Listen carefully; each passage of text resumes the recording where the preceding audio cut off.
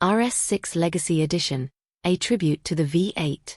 Over the last 20 years, hardly any vehicle from the Audi brand has embodied as much power, driving pleasure and sportiness as the RS6. For many people, the terms V8 and performance are synonymous. Audi replaced the original 10-cylinder engine with an 8-cylinder engine. This made the car lighter, more economical and, as a result, improved axle load distribution made it a true corner specialist. But now the V8 era is coming to an end.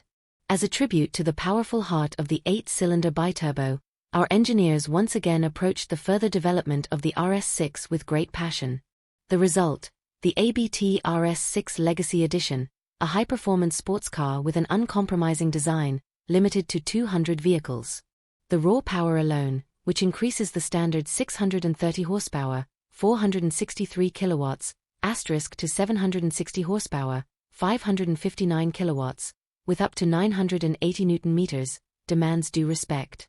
This increase is made possible by ABT Power R technology, which includes ABT turbochargers and ABT intercoolers as well as ABT Engine Control, AEC.